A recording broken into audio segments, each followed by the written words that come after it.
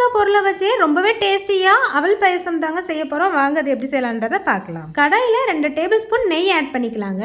நெய் நல்லா ஹீட் ஆனதுக்கப்புறமா ஒரு 15 முந்திரி பருப்பு 15 கிறிஸ்மஸ் போட்டு நல்லா மிக்ஸ் பண்ணி விட்டுக்கலாம். இது நல்ல கலர் சேஞ்ச் ஆனதுக்கப்புறமா தனியாக எடுத்து வெளியே வச்சுக்கலாங்க. அதே கடாயில் ஒரு பவுல் அவல் சேர்த்துக்கலாங்க. அவல் நல்லா கிறிஸ்பியாகிறது வரைக்கும் நல்லா மிக்ஸ் பண்ணி விட்டுக்கலாங்க.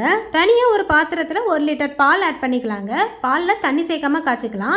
இது நல்லா பொங்கி வந்ததுக்கப்புறமா ஒரு 2 tablespoon Milkmaid add பண்ணிக்கலாம். இது நல்லா மிக்ஸ் பண்ணதுக்கு அப்புறமா நம்ம ஃப்ரை பண்ணி வச்சிருக்கிற அவலுமே இது கூட போட்டுக்கலாங்க. இதையுமே சேர்த்து நல்லா மிக்ஸ் பண்ணி விட்டுக்கலாங்க. அவல் போட்டதுக்கு அப்புறமா ஒரு 8லேருந்து 10 நிமிஷத்துக்குள்ளே அவல் நல்லா குக் ஆயிருங்க. இதுக்கப்புறமா ஃப்ளேவருக்காக கொஞ்சமாக ஏலக்காய் பவுடரையும் சேர்த்து நல்லா மிக்ஸ் பண்ணியுமே விட்டுக்கோங்க.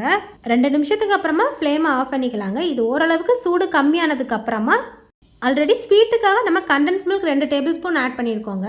இது கூடவே நாட்டு சர்க்கரை இல்லைன்னா நார்மல் சர்க்கரையை வந்து லைட்டாக தண்ணி ஊற்றி ஹீட் பண்ணி ஃபில்டர் பண்ணி இதையுமே ஆட் பண்ணியிருக்கலாம்.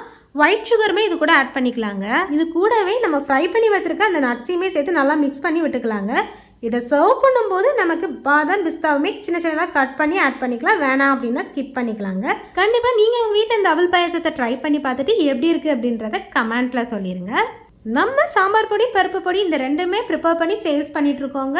உங்களுக்கு ஒரு வேலை வேணும் அப்படின்னா ஸ்க்ரீனில் தெரிகிற நம்பருக்கு வாட்ஸ்அப்பில் ஆர்டர் ப்ளேஸ் பண்ணிக்கோங்க. என்னோட இந்த வீடியோ உங்களுக்கு பிடிச்சிருந்தது அப்படின்னா இந்த வீடியோக்கு ஒரு லைக் போட்டுக்கோங்க. நம்ம சேனலுக்கு சப்போர்ட் பண்ணி சப்ஸ்கிரைப் பண்ணி வச்சுக்கோங்க. பாய்.